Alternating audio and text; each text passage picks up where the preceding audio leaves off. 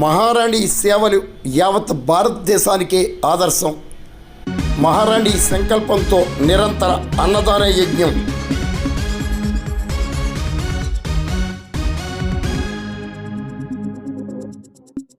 పెద్దాపురం మహారాణి 1828లో స్థాపించిన మహారాణి సత్రం ద్వారా నిరంతర అన్నదాన సేవలు కొనసాగుతున్నాయి.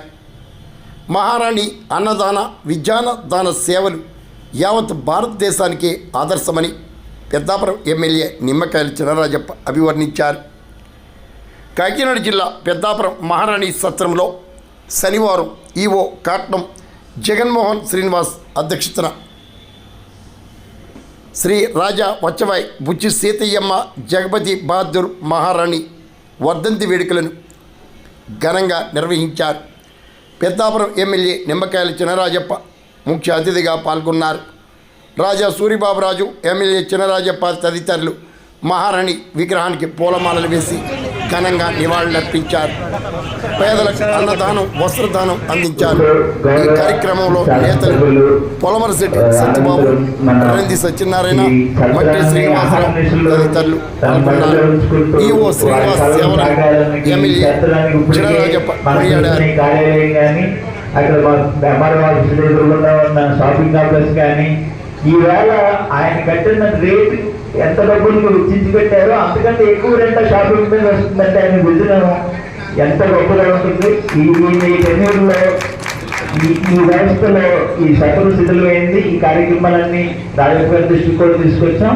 ఇదంతా కూడా మరింత వెలుగుగా ఉండేటట్టు సూచనలు చేయవలసిందిగాను మా అందరికీ వెనకాల నుండి సక్రమమైన వాటి నిర్దేశం చేయవలసిందిగా కోరుతున్నాను. రైతు సోదరులకి అదేవిధంగా కూటమి నాయకులందరికీ కూడా నా హృదయపూర్వక నమస్కారాలు తెలియజేస్తున్నాను. చాలా సంతోషం. మరి మహారాణి గారి యొక్క చరిత్రని మనం తీసుకున్నట్టయితే ఈ మన మహారాణి చౌట్రీని స్టార్ట్ చేసి 1828లో ఈ సత్రాన్ని ఆ రోజుల్లో స్టార్ట్ చేయడం జరిగింది. ఇక్కడ ఒకటి కత్తిపూడిలో ఒకటి మన 2 సత్రాలు స్టార్ట్ చేయడం జరిగింది.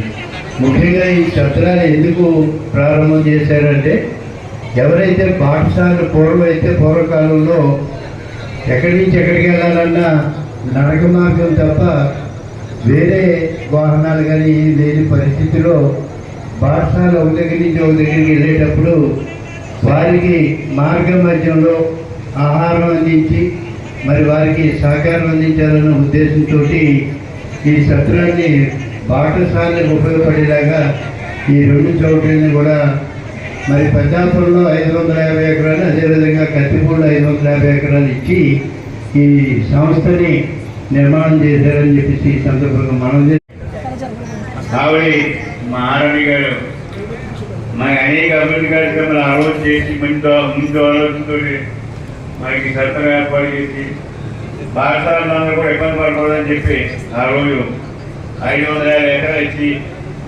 ఆందోళన చేయడం మనకి ఇక్కడ